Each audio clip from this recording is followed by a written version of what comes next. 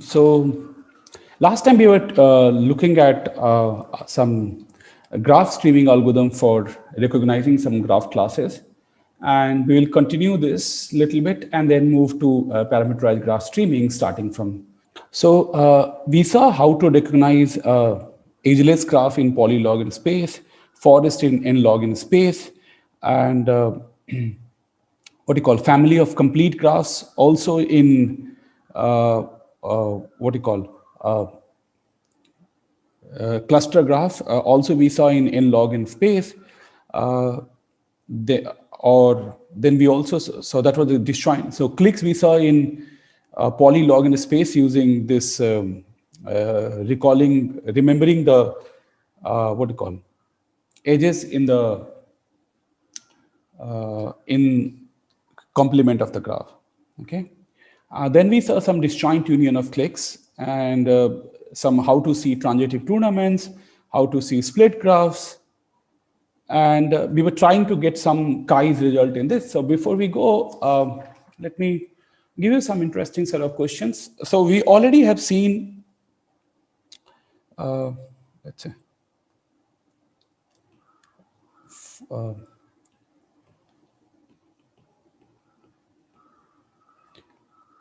further glass recognition. So one graph class I did long time back was bipartite graph, right? That we did in turnstile model order n polylog in space.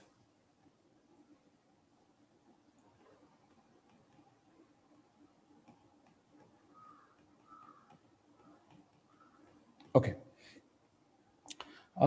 So there are some non-trivial graph classes that we can do, but it is not easy for me to explain. So I will not tell you those things, but still, as a matter of knowledge, I will tell you. Is, for example, what we know is how to recognize proper interval graphs. Okay, but we do not know how to recognize proper interval graph, but we only know polylog n rounds, okay, and order n. I'm going to use, say, O tilde to hide polylog n factor space. Okay.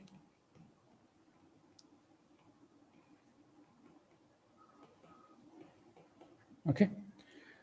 Okay. So other graph class is like, I'm sure you have heard of this, something called block graphs.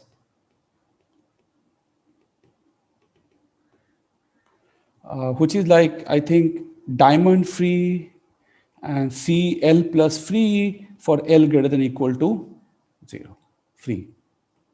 Okay, this we can do it in one pass and O tilde n space.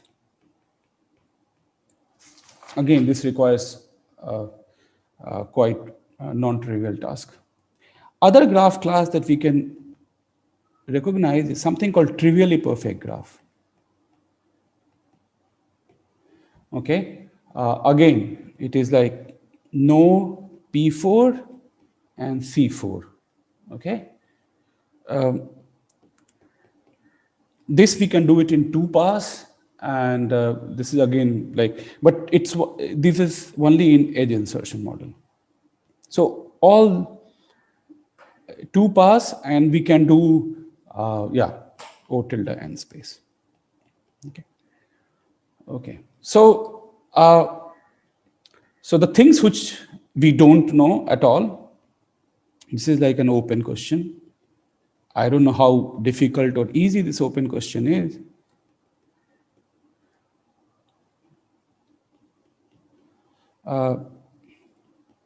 Interval graphs.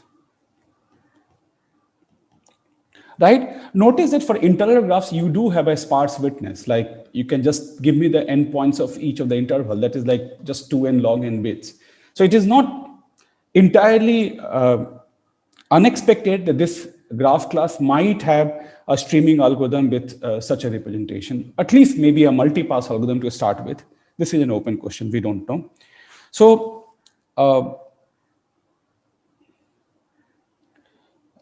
so this is one open question. Another is like, what about caudal graphs? So for this, we have a very negative result.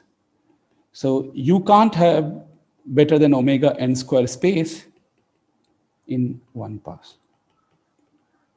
Okay, so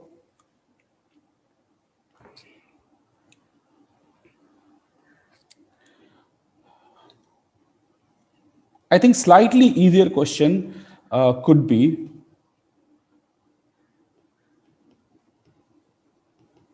I also don't know whether interval graphs is like, so for example, for proper interval graph, reducing the number of rounds, like just to have a constant round will be a very interesting question, because this is one of the well-studied graph classes. Similarly, settling the streaming complexity of interval graphs could be a very interesting question.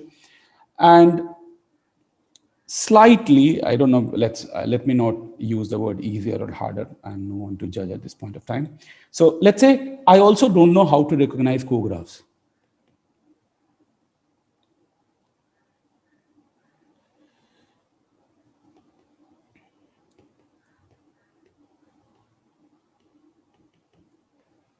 Okay, I think co-graphs are P4 free graph, right? Is this true? Is it P4 free? Yes, it's true. Okay. So, I mean, so all I'm saying to you is that, okay, one can take the old graph class book and study many of those graph classes in this setting, okay? And try to get a streaming algorithm for these problems. Yes? But these graph classes, they're already quite complicated, quite intricate structure. Can you do simpler things? For example, stream triangle-free graphs. No, that has an omega n square lower bound. Oh, like that. Okay. Yes. Look, but they are these are structured graphs. Like, do you expect, for example, and almost all these graph classes uses connectivity sketch. So this is like, in my opinion, like you are basically reducing many of these questions to some connectivity sketch and keeping some other set of information. For example, a trivially perfect graph is basically, it's kind of it's a small tree depth tree, but all the, like, so whenever you have, so it's like think of, if I recall correctly, this is the way we do it, trivially perfect graph is like, it's a graph of tree depth something, such that if you look at any two vertices which are like ancestor to, like, which are parent ancestor, there is an edge, okay? And somehow you're able to keep this information, keep this structure using connectivity sketch and some degree sequence arguments, okay? So like, all I'm trying to tell that for many of these things, just if you think about degree sequence, then it looks different. But if you think connectivity plus degree sequence, somehow many of these problems starts to behave very differently. And this is my reason of telling this, because I think when we were trying to do linear time algorithm, we went too far ahead and did a lot of intricate things. But now maybe with respect to streaming, you probably need a different characterization of many of these important graph classes to be able to do it. That's just my take on this.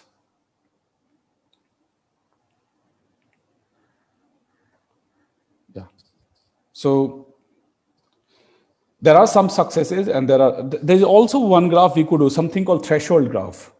Yes, that we could do, but that is just again like, it's like you keep bipartite graph and then you have to remember some sort of degree sequence, like, and that's it.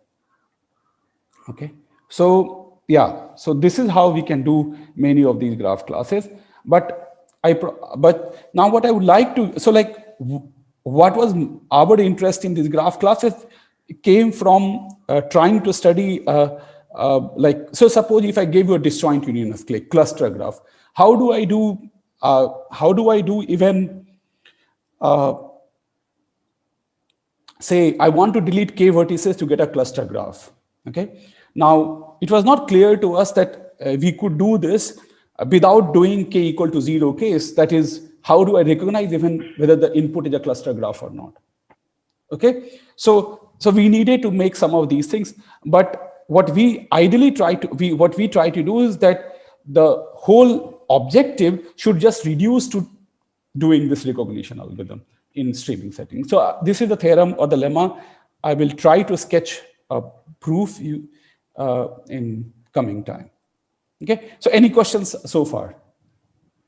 So these are several graph classes, and I gave you some easy way of recognizing them. There are the recognition of objects like trivially perfect graph, it spans some amount of space.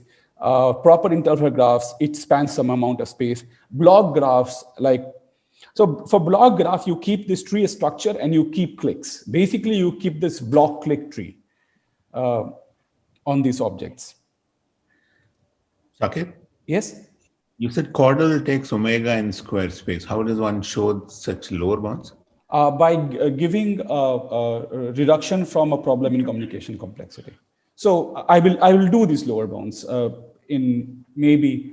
after not this next week, but week after that, I will be doing all these lower bounds. So then I will do omega in square space lower bound for caudal graph. So it's just by giving an appropriate reduction from an appropriate problem in communication. At least this is what I know at this point of time. But in multi-pass, it's possible that you can reduce. You can do, yes. But that's open. Okay. That's open. But second, but on philosophical level, can I ask? Please.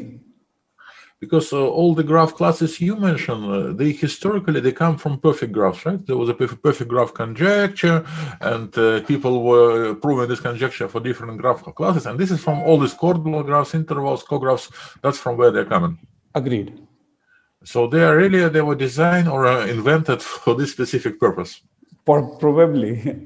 Look, we just looked at not from that perspective, but we were looking at the subclasses of caudal graphs, to be honest.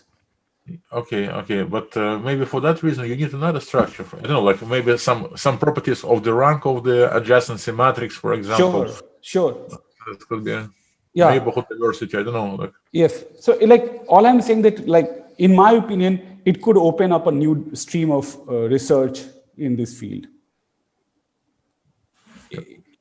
Yeah. So you can take geometric graphs recognition, like unit disk graph or disk graph, right? But the problem with unit disk graph is we do not even know a polytime recognition algorithm for that, if I understand correctly. No, I was say that these graphs are nice and they are cute, but maybe they just was designed for different purposes. Maybe this also can work here. Who knows? Right? Who knows? Yes. Yeah. So yes. So now what I would like to do is to give you a little bit of history of parameterized streaming, and then to give you some set of results in this area. Okay. So for next 10-15 minutes, it is more like bringing you up to date to this area. There are just a bunch of 4 or 5 papers, so it is not an area which is very hard to get inside. Okay, so up until now, what I have told you about is a graph recognition.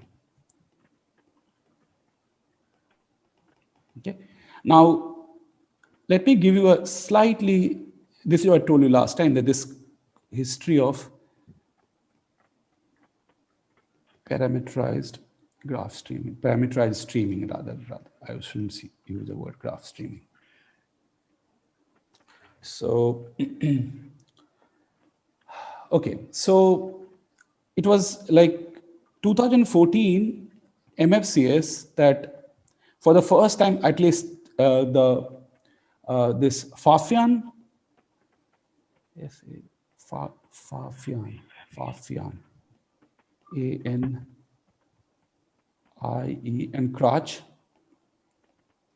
who studied streaming kernelization. Okay, and they said, okay, now input will be coming, like edges will be coming, and they only studied edge insertion model, and they gave some quite edge insertion model, and the space they were ready to allow at that point of time, space allowed was poly k, let's say,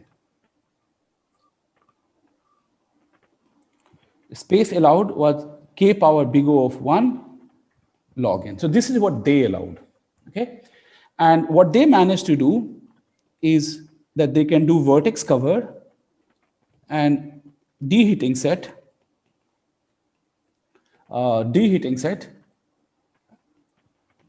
in order k power d log d size. Okay, and so this is what they could do in, right?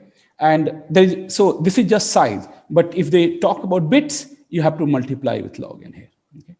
So this was of their one result. And the other result, which was a bit more interesting, was this edge dominating set. If you do not know the name of this, like what this problem stands for, then let me know. Edge dominating set. And what they showed, no one pass kernel.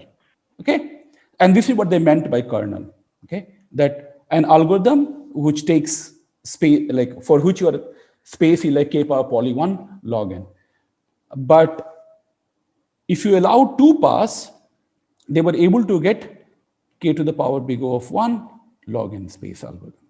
Okay, so this was very in contrast that 1 pass is not good enough, but 2 pass is good enough. So this is, in my opinion, and if you know like normal vertex cover kernel or deheating set kernel, then this is pretty easy actually. So the way, at least I find it like much more easier, is that so if you know rep sets, so this is basically a rep set kernel, right? Because at any point of time, right, for deheating set, you have kept some family, new edge comes, okay? Then what you put inside this family and reduce it. That's it, right? So we know that the rep set size is k plus d choose do. So that's it. So at any point of time an edge comes, you put inside your current stored family, its size will increase by +1. You apply a compression algorithm, and you reduce its size to k plus d choose d, and then you carry on. Right? So at the end, you have a kernel for all this deheating set, and you have only used spaces like k plus d choose d. So this is simple kernel, but you could also do the classical bus kernel or a classical deheating set kernel, but somehow I find it a bit difficult to keep in my head. Okay, so this is basically, in my head, it's a rep set computation.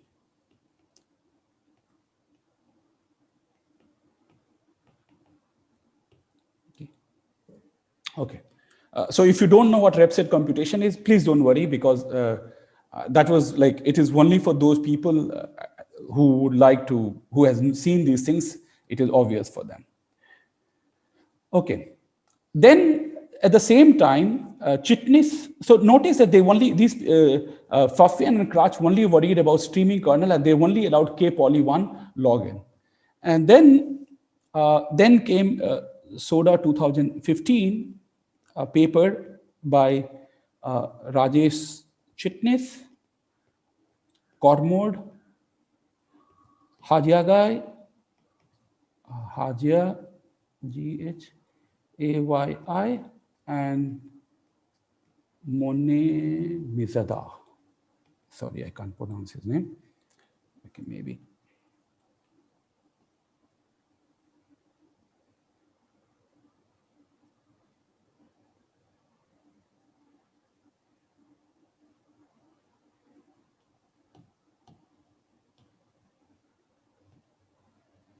Okay, and they said no, we will do parameterized streaming, and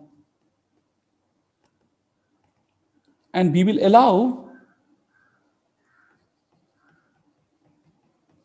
space, right? So they will allow f of k polylog. So they do not care about these things, and they also had the following set of results.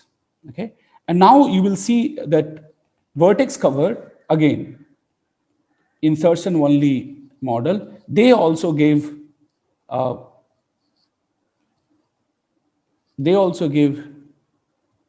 tilde k square space algorithm. Okay. But they had, I don't know, but they also say that at any point of time, their sketch had the property that if you wanted to find a vertex covered of current graph, okay, then you can do in 2 power k time. Okay. And they also show that omega k square is a lower bound. Okay. So I could straight away ask an interesting question here, even in insertion only model, is that can we get 2k vertex kernel, or rather order k vertex kernel?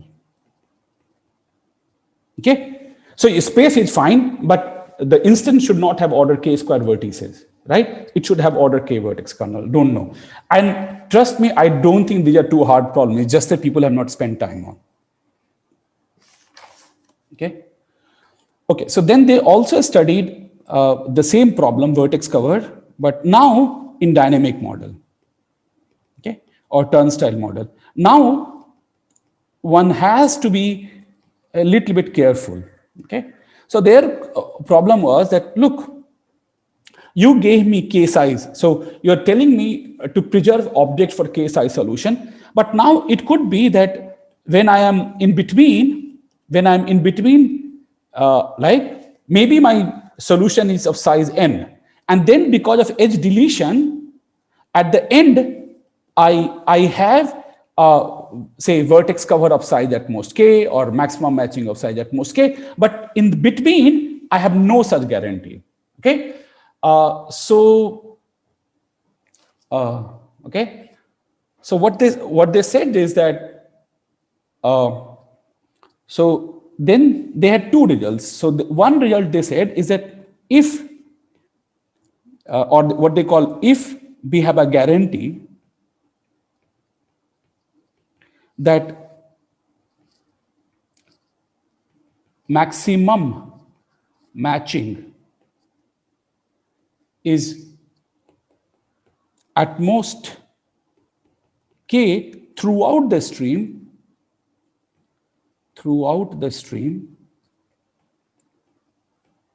okay, throughout the stream, then what they were able to give is order k square space that maintains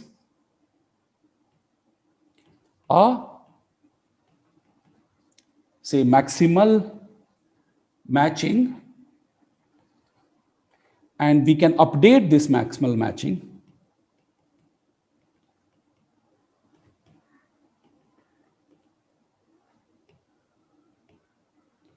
in O tilde k square time.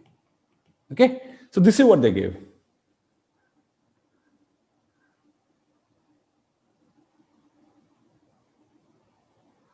Okay, but so final algorithm they had was like really a dynamic algorithm with no promise.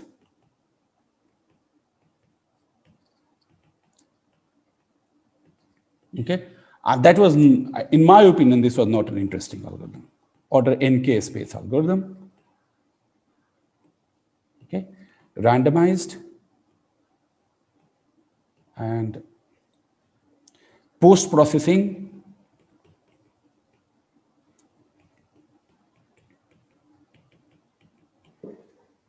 Do you know this algorithm? Can we design this algorithm from whatever knowledge we have now? So if you have a k vertex covered, how many edges this graph can have?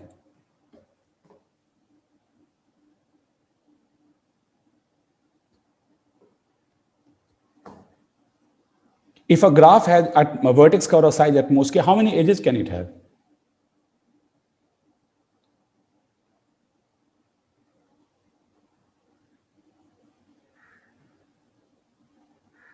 No? If you take a star, vertex cover is 1, and it has a lot of edges. N edges. Yes. NK, right? Tree with NK. K. Or yeah, just NK. I mean, you have a K size vertex cover, and all the this vertex could be adjacent to all the n minus K, n minus 1 edges. So n minus 1 into K, because they cover all the edges, right? NK, like why even NK? It says like K into n minus 1 edges. This is all that you can have. Okay. Now I will remember this data structure. We had some T sparse recovery data structure, right? Right? So you feed when edge comes, you take out when edge comes, and at the end, if you have at most T edges, then all T edges you can extract. Okay? Or you will get some T edges, right? So now you set T equal to K into n minus 1 plus 1. Okay? At the end, if you got T edges, which is like equal to, if you got K into n minus 1 plus 1, you say no. Okay? Or you get at most K into n minus 1, now you have whole graph.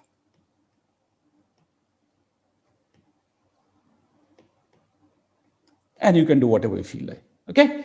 And of course, the space taken by T sparse recovery algorithm is depend upon what recovery you want to do. T, so you have to take T O tilde T. So T is like NK, so this is why they take O tilde NK space.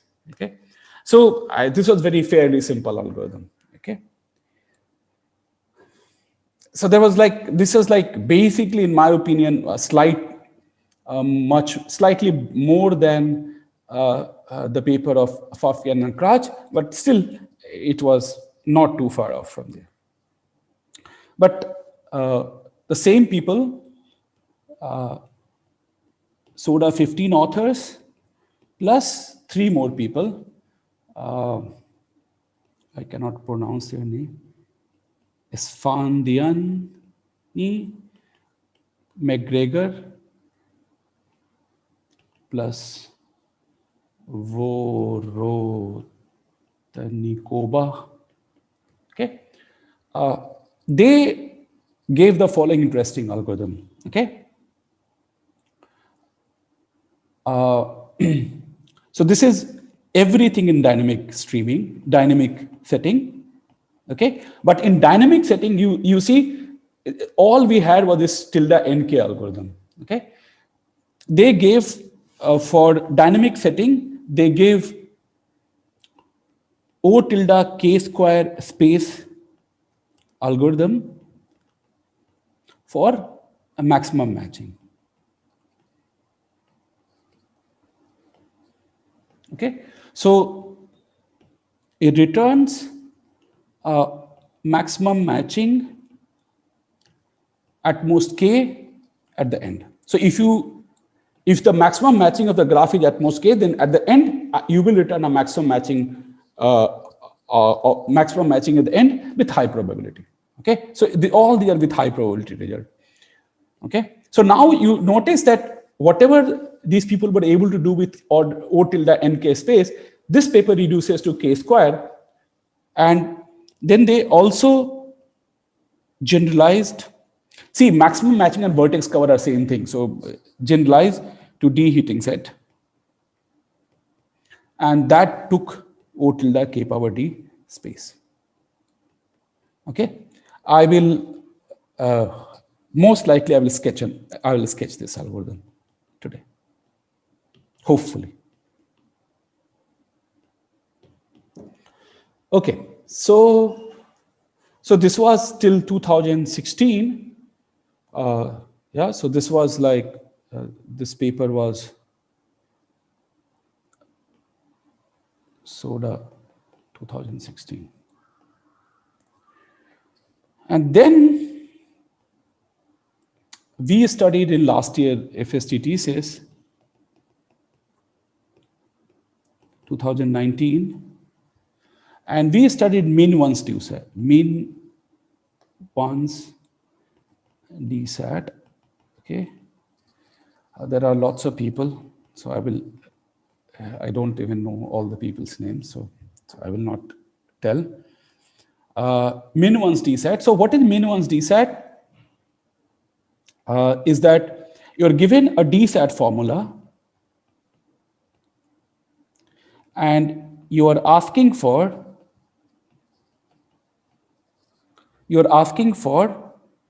whether there exists a satisfying assignment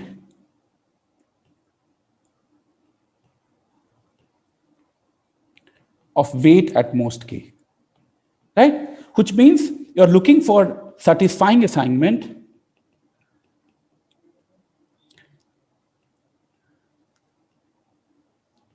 with at most k ones. Okay? So what we managed to do for this is that we gave a k plus 1 pass algorithm. Okay, k plus 1 pass algorithm, and it took a space, if I recall correctly, k powered, no, this was more worse than this, k d to the power big O of k plus k power d log in space. Okay, and what we also showed that for the special case of min ones 2 sat, a k plus 2 pass algorithm using space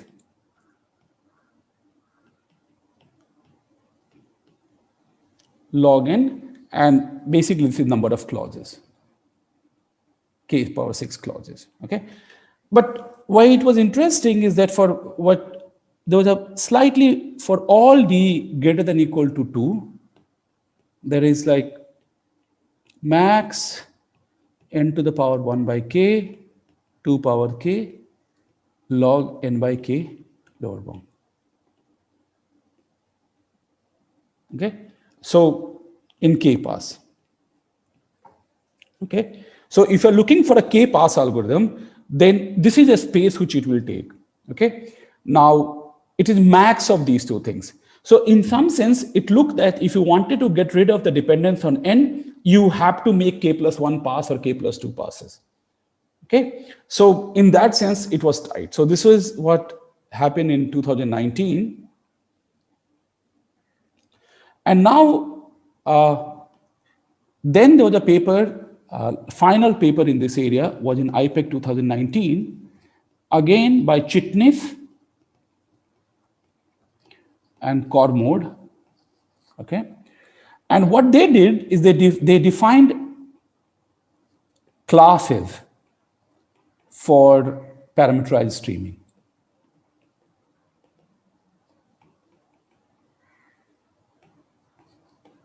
Okay, so they defined, this is what they call FPS, fixed parameter streaming. Then they defined O tilde f of k n to the power of 1 minus epsilon, what they call sub-PS, sublinear parameterized streaming. Then they defined O tilde f of k n, right? And they called it semi-PS or parameterized semi-streaming.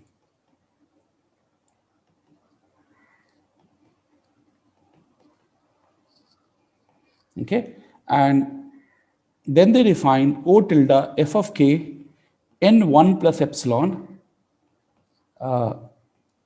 sub PS. What they mean is superlinear parameterized streaming. Parameterized streaming.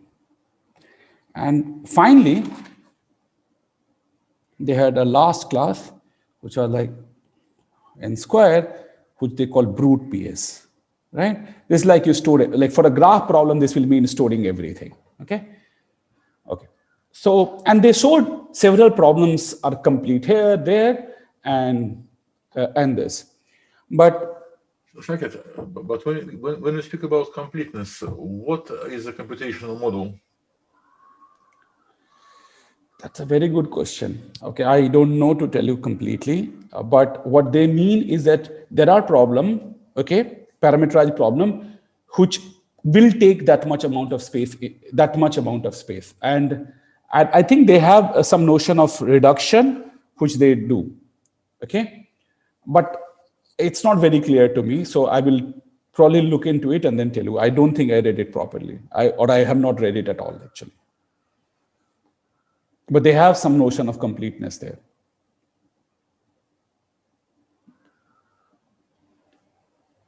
Okay. So, but you asked what model of computation, and what so their model of computation is that they only care about space, and time is not irrelevant. Time is irrelevant for them.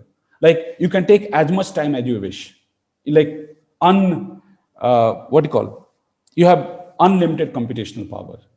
Okay, so all I care about is space.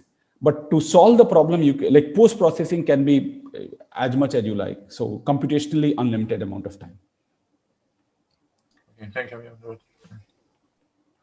Okay. Okay. So what I would like to do now to you. So as I told you that let me give you so at least something which was like so as you told, right, like look at the problem like say cluster vertex deletion. Okay, right? So input is g comma k, my parameter is k, okay, and the question is, does there exist a set f subset of Vg mod s less than equal to k, and g minus s is a cluster graph, okay? And we know a very simple 3 power k algorithm for this problem, right? You branch on induced P3.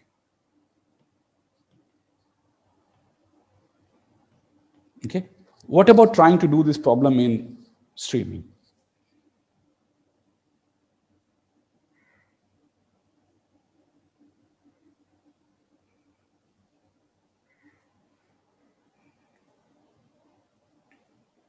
Okay. So I think the important observation or insight to attack this problem, or for that matter, any nature of this problem, came from the following observation from representative families. Okay.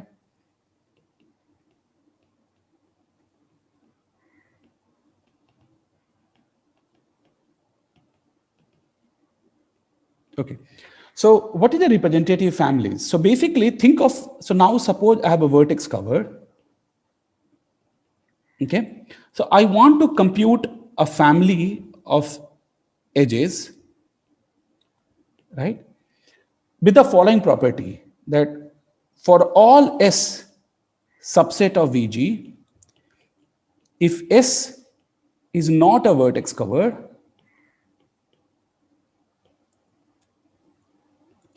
then there is an edge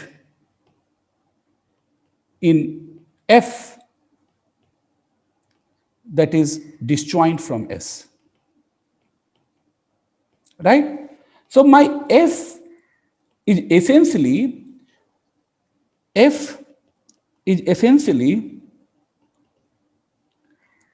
witness for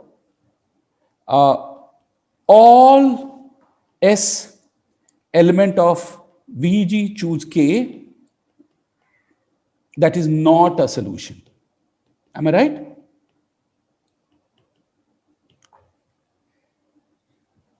Okay. And it is known, if you do a kernelization for vertex cover, that you can find such family of size or order k square. Okay. Now, I want to find an alter. So the idea was, so now notice that if I give you this F and I told you, is this S, if this is a property of F and I give you some set S, subset of VG, and I ask you, is this a vertex covered? Right? What you do, all you need to do is that just check, is there an edge here which is disjoint from this set S? And then you are done.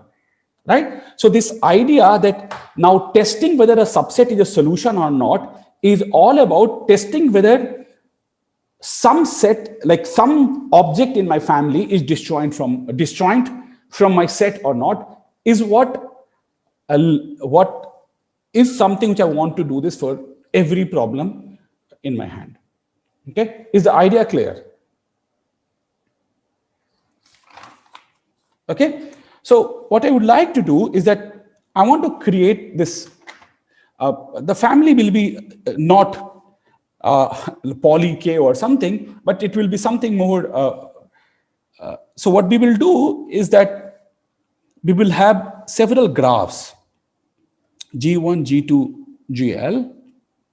Okay, so given my graph G, I'm going to compute some G1 to GL L induced subgraph of my graph, and it will have the following property. Okay, so what property I would like to do, exactly the way I explained to you for vertex cover. You have a set S, and F is not a solution. Then what property I want?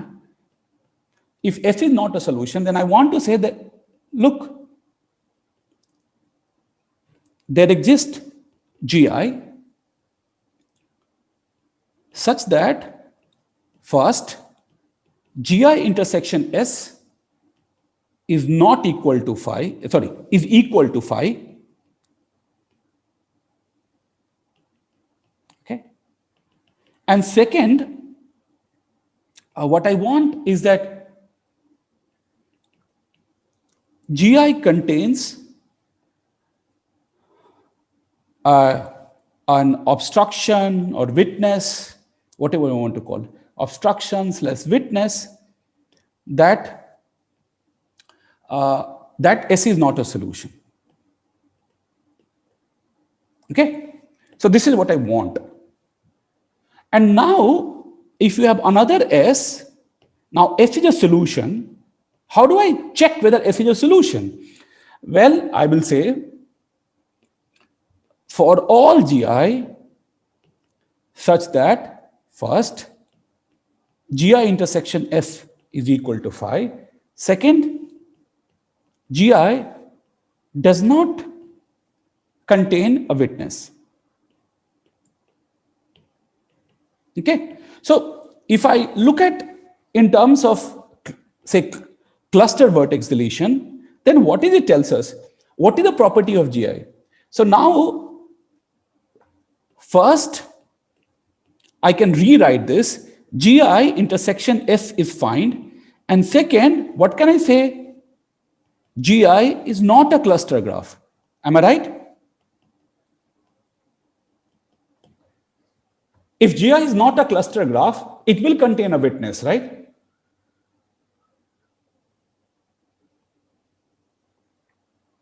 Okay, so S is not a solution. Okay, now, and if S is a solution, then what does it imply? For all GI such that GI intersection S is phi, GI is a cluster graph. Right? So if you notice, my question has become about whether a set is a solution or not is about testing whether my particular subgraph, which is disjoint from S, is a cluster graph or not. Right? So this is how I'm trying to reduce the problem of deleting vertices to the problem of recognizing the base graph. Okay? Now, why did such GI exist? Why there are few of them? So I will give you first a general purpose is GI who works for all the problems, let's say. Okay, but whether like such objects exist for every problem, it's only the size things which matters. But whether I can have these objects of small size or not, like whether these GI will be sparse or not, will depend on the whether I have a recognition object for these graph classes or not. Okay, so is the overall proof idea okay? Right? So I'm going to keep some small number of subgraphs. I will define now. Okay, and the property will be that, just 1 second, that is, okay, the property will be that if S is not a solution, then if S is not a solution, then I will have some GI which is disjoint from it, and it will not be a cluster graph. Okay, and if S is a solution, then all the set, which is all the GI which will be disjoint from it, will be a cluster graph. That's it, right? So it all has now reduced to deciding whether object is a cluster graph or not. Okay. Okay. Okay. So now, how are we going to? So this is an approach.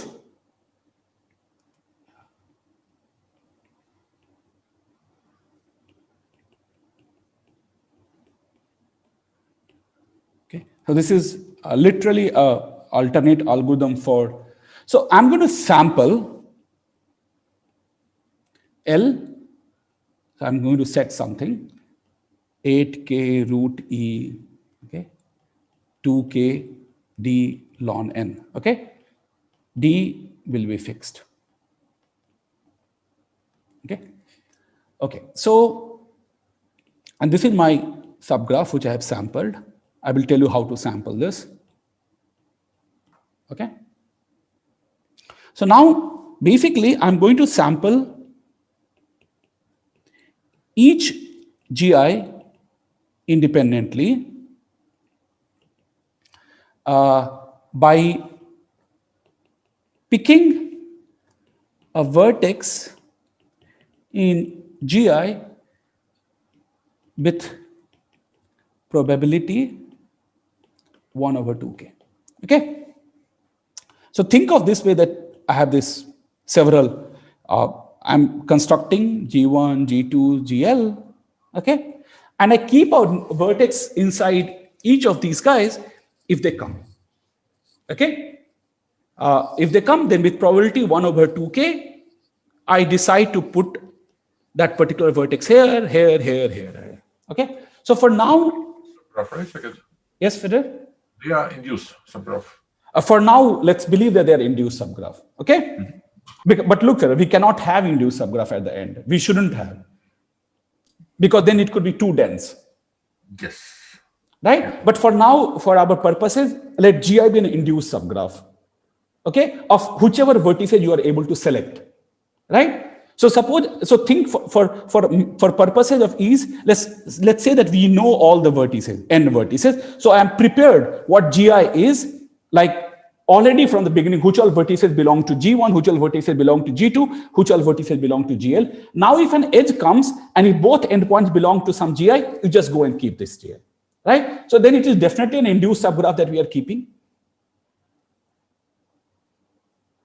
Fine? Okay. Okay. So now let's ask ourselves, okay. Now I have S in VG, choose K, and I'm going to define for some fixed S, GI in my list, and VGI intersection S is phi. Okay. So I want to know what is expected number of GI that are disjoint from S.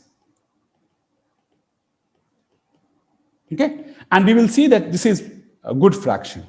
So now I'm just going to say Xi is equal to 1 if GI Xi is 1 if GI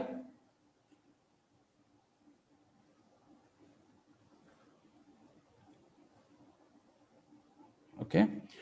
Intersection S.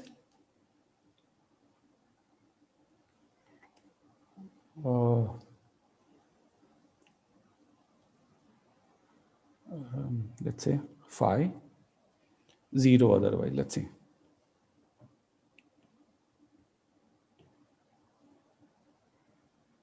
Okay. So let's ask ourselves, what is the probability that xi is equal to 1? It means no vertex of S is selected in GI. Am I right? Now, S has size k. So that happens. So why did you don't select a particular vertex with probability 1 minus 1 by 2k to the power k? So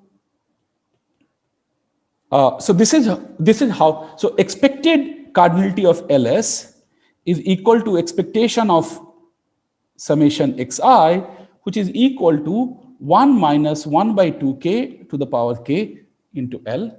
And 1 minus 2k to the power k is roughly 1 over root e, and 8k times 2k to the power d ln n, right?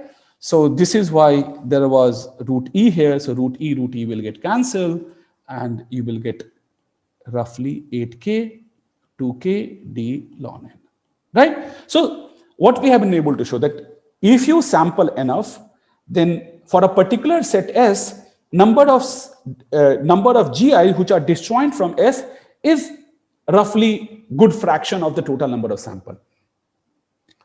Okay, so now what is the probability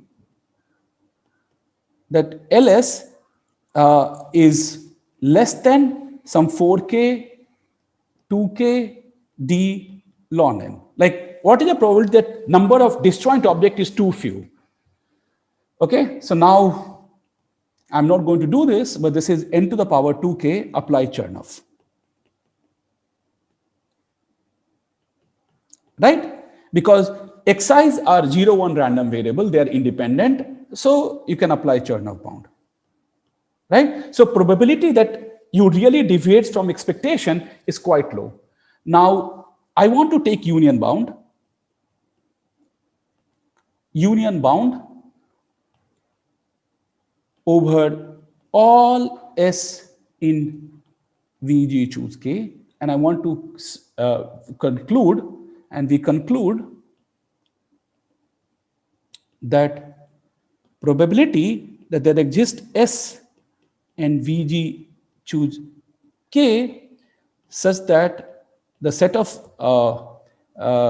graphs which are disjoint from this is less than 4k 2k d ln n is less than equal to 1 over n to n power k, because it's like, yeah, because there are only n to the power k such subsets. So what have been shown, that we have shown here that with very high probability,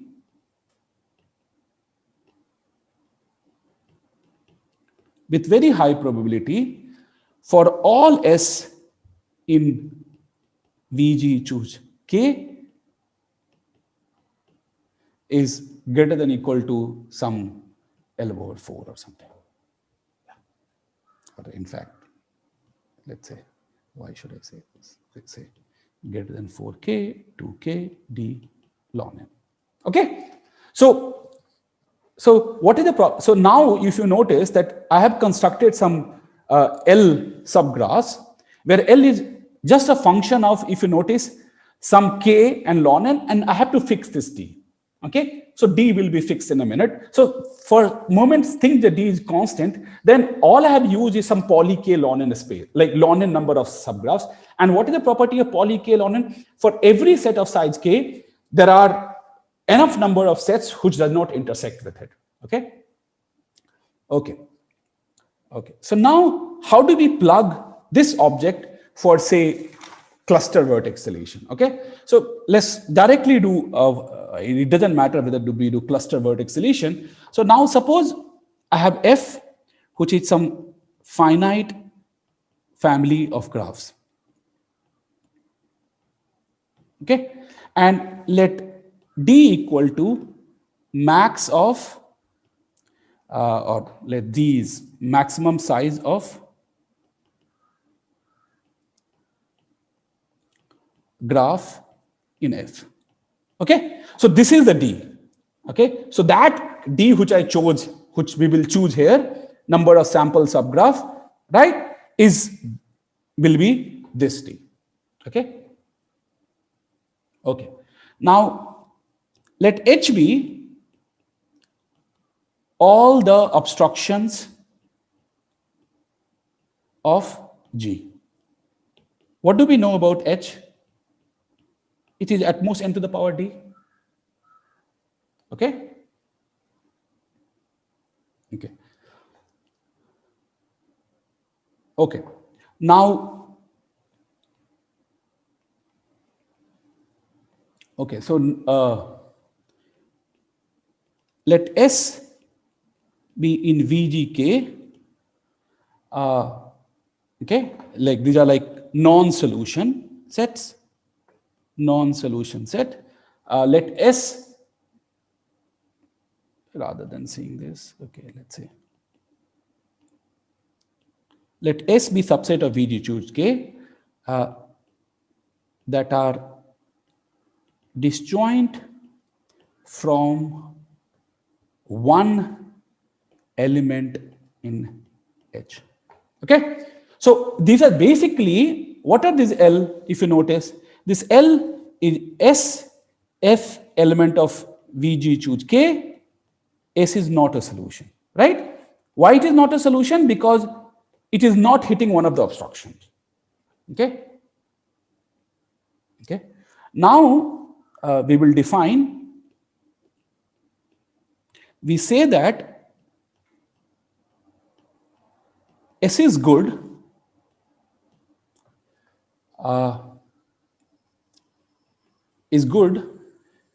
if at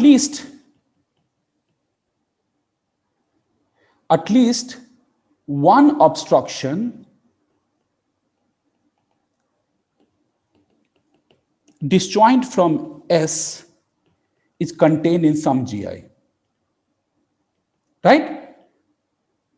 Then notice that if I can prove this, then what do you know? Look at S comma pair GI, right? S is not a solution. GI is a witness that S is not a solution because look, I contain an obstruction that S does not hit. Right? So let's prove that.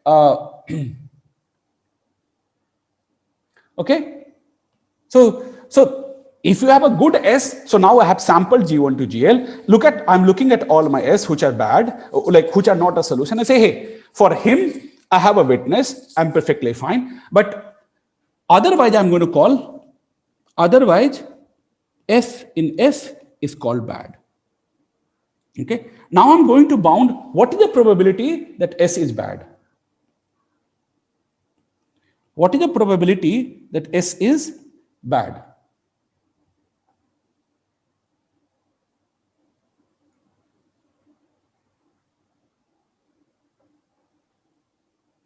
Okay, so you fix an obstruction, okay, which it does not hit. Okay, so fix an obstruction that it does not hit. Say O. Okay, now what is the probability that S is bad? Well, S is bad because all the sets, okay, is bad. So this is upper bounded by what is the probability that one GI is bad? Because, well, it does not contain, like, it does not, like, what do you call? So probability that, okay, so let's see why GI is bad. Well, because O is not contained inside GI. So this is 1 minus probability that O is contained inside GI, right?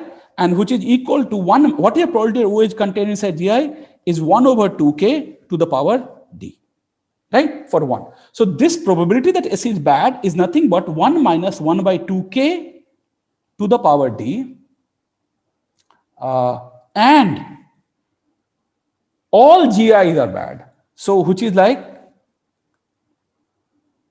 2k to the power d 4k ln n. And look, I'm assuming at this point of time that I'm only saying you recall that the set of LS is at least 2kd 4k ln n for all S. Okay, that is number of sets which are disjoint from S is this. So you assume that for every S, the whatever the event happens with good probability is happening. So for every set, I do have enough number of sets which are disjoint. So I'm only going to do this computation. Why S is bad? Because then S is bad because every set every GI which is disjoint from S does not contain the obstruction. So I fix an obstruction. I'm looking at all the sets which are disjoint, and this is why I'm only going over 2k to the power d 4k ln n. So now let's see what this happens. Okay, so now if I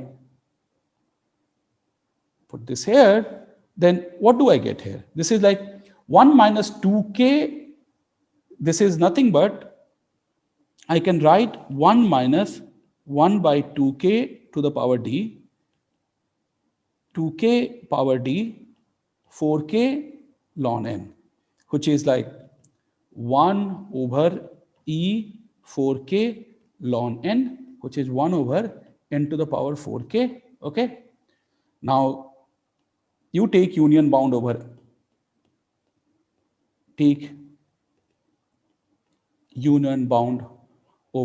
all S in Vj choose k, which implies probability that exists S in Vj choose k and S is bad is at most 1 over n to the power k, right? Even it will be much like, okay. So this is what we get. Now, so hence, now you have to take, right? Okay, so for every set, so there are two events, right? One event was that, well, yeah. So this is one, right? This is, so with very high probability this happens. With what is this high probability? With 1 minus 1 by n to the power k this happens, and other also is lower bounded by the bad probability 1. So you succeed, hence with probability at least 1 minus 2 by n to the power k. What is the property? That every set S in Vj choose k, every set S in Vj choose k, LS is at least some 4k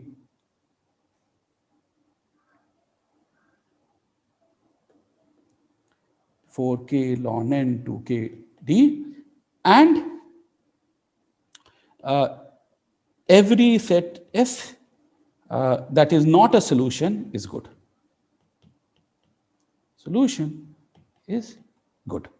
Meaning for every set S, right? If S is not a solution, there exists an I such that GI contains an obstruction that is disjoint from S.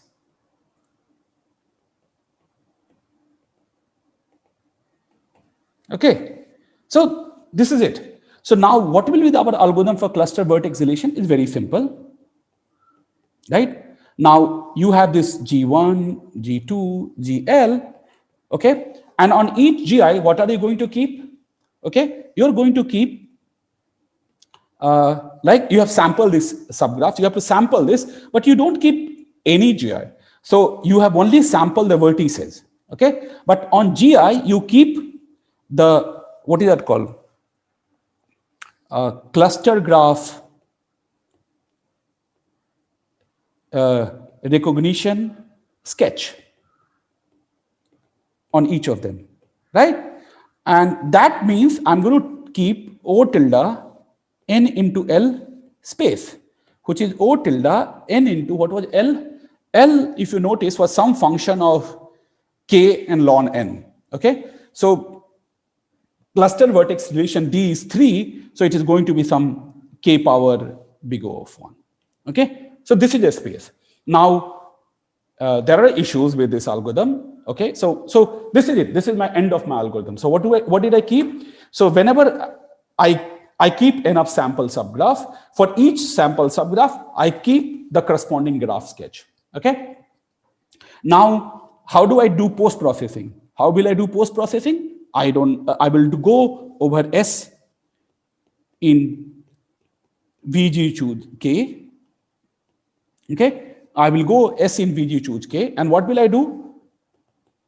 For all S in VG choose K, what will I do? I will look at GI intersection S, which are disjoint, and then I will check, well, is GI cluster graph? Well, looking at the sketch, I know whether it's a cluster graph or not. Okay. Well, in GI cluster graph, it says either it can say yes or no. If it says yes, I move on to this. The moment it says no, I say S is not a solution. Okay, because okay. Now, if I go ahead, it means what happened?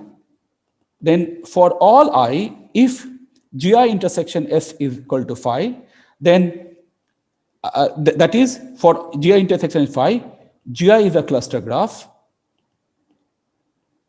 That implies that this current S is a solution, and I'm happy. Okay? So that's it. But if you notice, this is not an FPT algorithm. Like in post-processing, I use order nk space. It is not, nk time.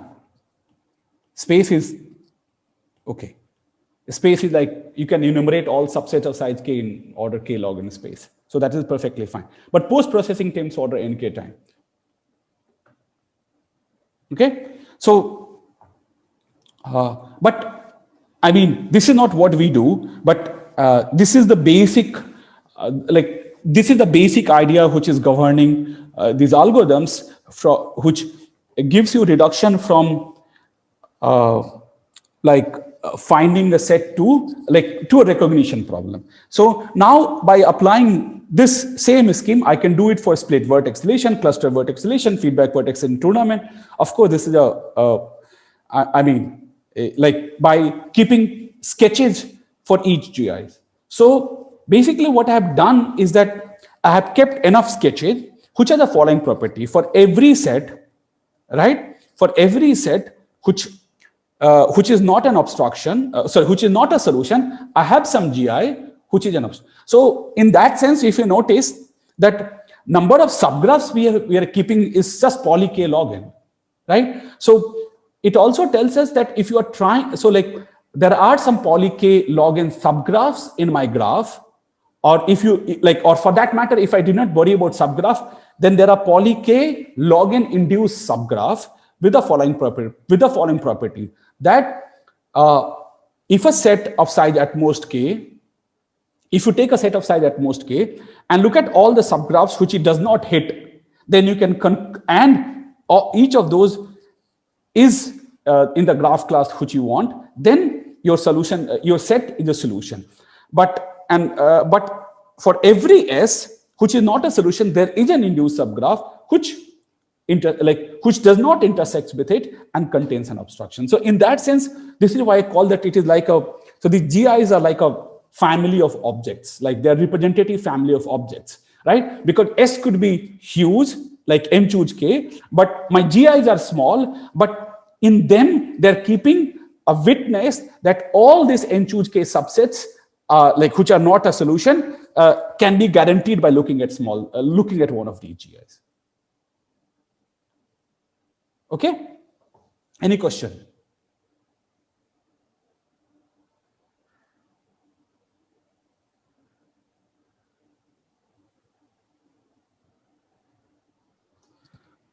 Okay, so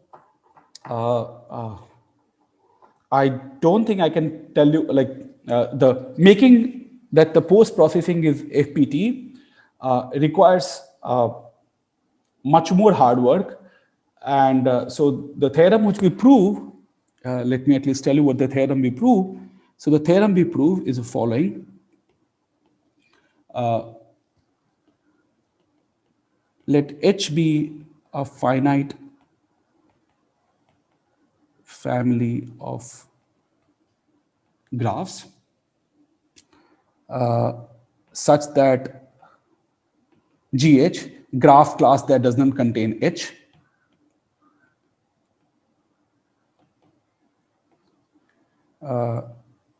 does not contain any H in H as an abstraction, as an induced subgraph. Graph. Okay, such that GH admits a deterministic, randomized, p-pass recognition algorithm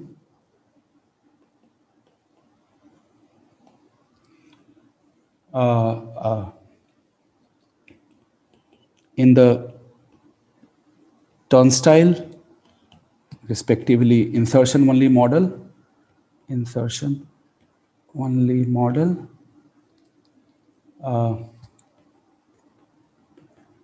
with post-processing, model for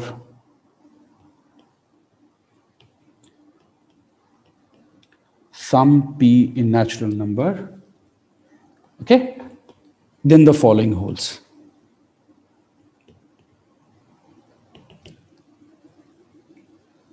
Okay, first, GH vertex deletion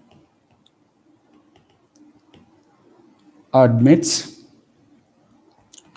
a deterministic, randomized, p-pass O tilde K1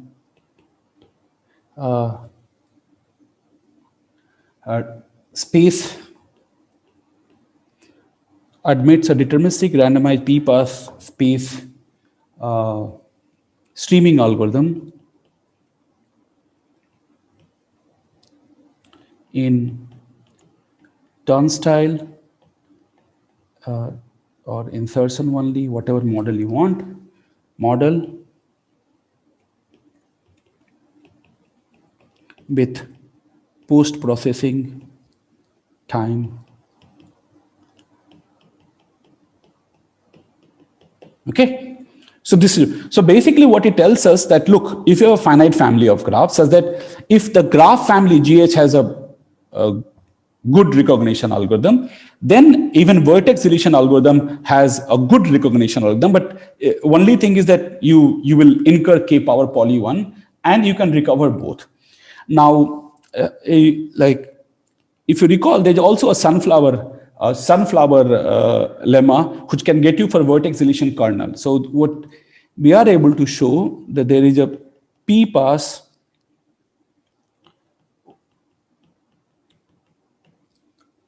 in space polynomial algorithm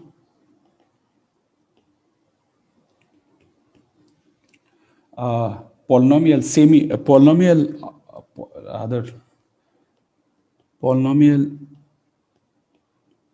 semi streaming compression. So we are not able to get a kernel like for a general theorem, but we are able to get a semi streaming compression in the same model, turnstile, respectively, insertion only model for vertex deletion. Okay, so what this tells us that, look, if you have a finite family of graphs, then if you have a good recognition algorithm, then you have a good vertex deletion algorithm. In fact, you can also get a good compression in the same amount of space. Okay. Okay. So the next question which we try to understand is that if the approach which I told you, somehow it is very familiar to like, or very much what do you call, geared towards finite family of abstraction. What happens if you have an infinite family of abstraction and of unbounded size? Okay. So what we were able to show a corresponding theorem is the following. Okay, so here let G be a hereditary graph classes.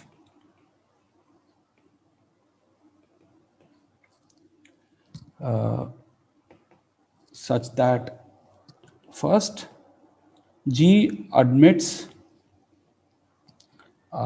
P pass deterministic randomized. I'll tell you now, we need more what I call reconstruction algorithm. Okay, reconstruction algorithm for some P in natural number in the turnstile respectively insertion only model.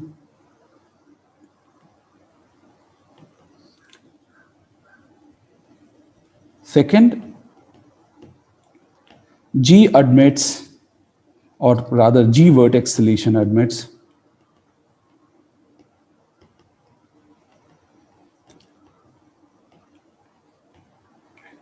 a deterministic, randomized, whatever it is, O tilde n gk space f of k n to the power big O of 1 time static algorithm. Okay?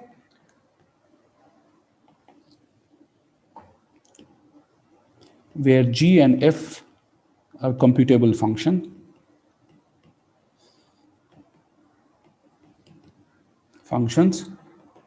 of K.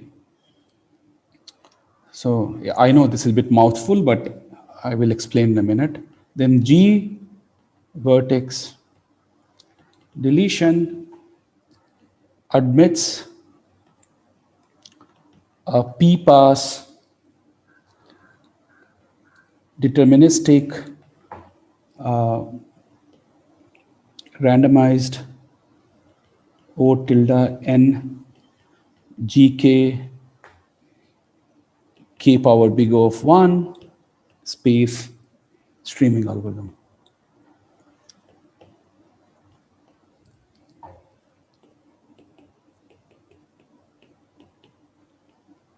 With post-processing time 2 power k, f of k n to the power big O of 1 in the turnstile respectively insertion only model. Okay, so what is the meaning of reconstruction algorithm? Okay, so what happens is that you gave me a sketch, okay, a sketch, and I know the vertex set. So in reconstruction set, I can ask you the following query: is UV adjacent? Okay, if looking at the sketch you can tell me this yes and no, okay, then I call such an algorithm reconstruction algorithm. A lot of algorithms which we computed are not reconstruction algorithm. So for example, if you just compute the sum of something, then like for example, if something is not a disjoint union of clique, right? So what did we store? We stored connectivity as sketch and their degrees, right? But by looking at their degrees, all we can say this is a cluster graph or not. I cannot tell looking at their pair of vertices whether they are adjacent or not.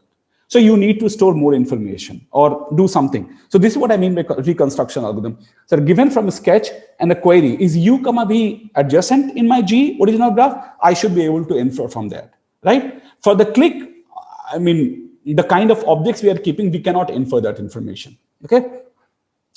And so this also leads to a question of, like, not only this, that now that I have given you a sketch, which allows this, like if you ask a query, then I have an algorithm which can, if there's a static algorithm, forget about streaming algorithm, which has certain space, because ultimately in the post-processing, if I do not have a static algorithm, then what will I do? I mean, I cannot, like, I don't have static algorithm with a good space requirement, then I don't know what to do. So I also demand from this theorem that I have a good static algorithm, then I can solve this problem in whatever the required running time and space is. Okay, so now up until now in parameterized complexity, we only cared about linear time algorithm. So notice that if a problem has a linear time algorithm, it also has a linear space algorithm. So in that sense, second property holds for several problems. But getting a small space algorithm is easier than getting a linear time FPT algorithm. So maybe it will allow us to, at least there could be problems for which we may not have a linear time algorithm, but we might have a linear space algorithm, which is quite conceivable. And so this might also allow people to do different kind of small space, small space parameterized algorithms for natural problems. So these are the two theorems which we managed to show.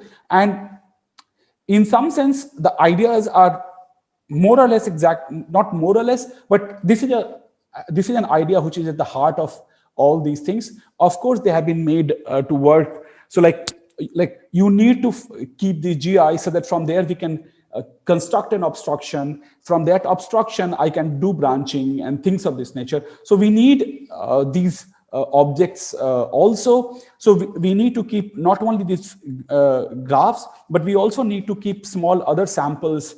And we know that for all these D hitting sets, there are like some k power D such obstructions, which because of the representative sets, there are some k power D such obstruction, which has this property that, for every set, one of them will not be hit. So I try to keep those objects also in some sense in the model, and use those and my GIs to infer whether I have an obstruction or not. And if I have an obstruction, branch on them in an appropriate way and get a desired algorithm. So these are the things which we could do. But notice that apart from this, we studied some cut problems which are not covered by these theorems and lemma, and like cut problems. And we had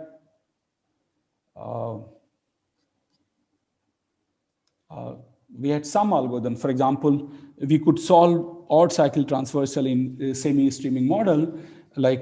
So this solved an open question from this Cormode and Chitnis in post-processing time 3 power k n to the power big of 1.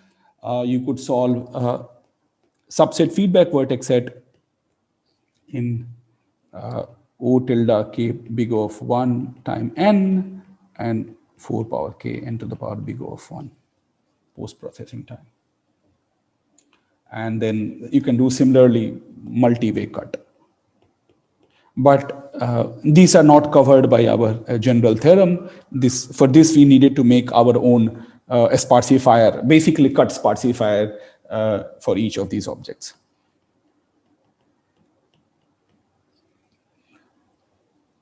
Yes, so yeah, so this is what, so this is not 4 power k, this is 2 to the power big of k.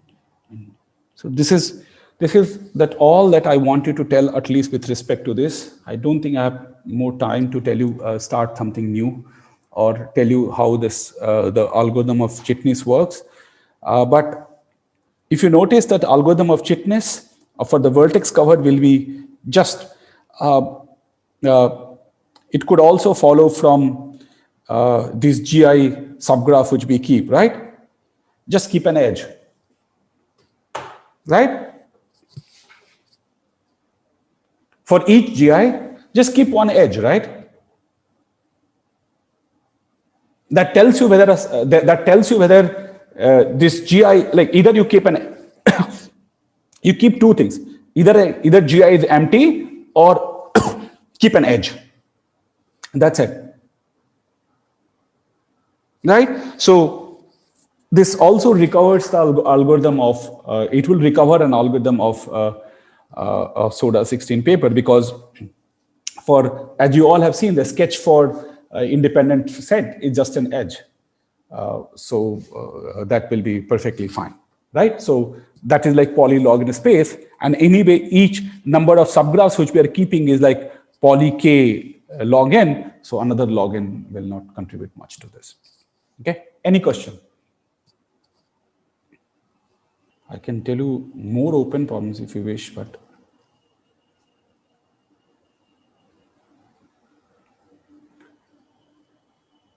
so for example,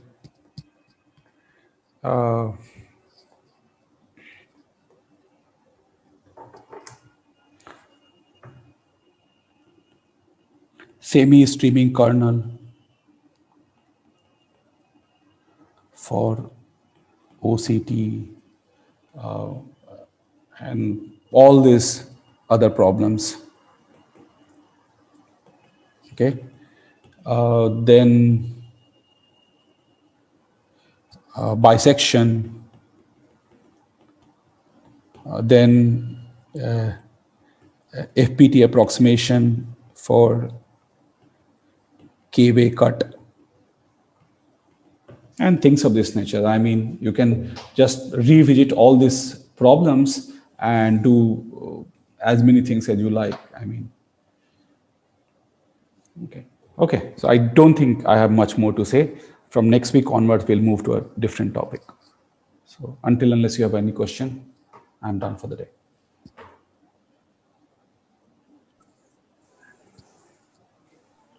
Sakit, can you give a reference to your paper? Like which paper is it? Or is it not available? It is not available. I'll pass it on. I'll pass it on. Okay.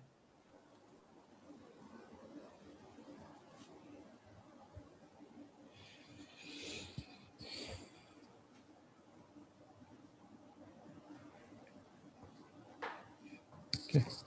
If you're interested in the paper, please let me know. I'll send you the paper. That's fine. It's not something very secret or something. It's just that it will not be an archive soon. But Sakit, what is your conjecture about recognition? So, for example, if you have finite set of forbidden subgraphs. Yes. Like you cannot come up with a recognition algorithm for all finite family of forbidden subgraph, because triangle hitting set cannot be done in omega. Oh, triangle, yes, okay. Yes. So you have to, this is why you have to exploit the structure. So for example, I wouldn't be surprised, for example, for cograph, we can come up with a very, one can come up with a simple sketch. It has a linear time algorithm, right, Piotr? Yes, all those graph classes can be recognized in linear time. Yeah. So, yeah.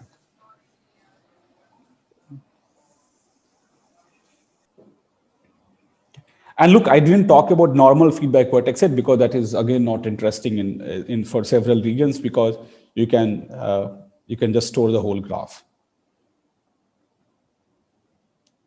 Then it is all about whether you have a good small space algorithm or not, which is like, okay. Yeah. Okay. Okay, so if there are no more further questions, then let's meet next Monday, and either we will do a lower bound or we will do quantiles, one of these things. We have done enough of graph algorithms.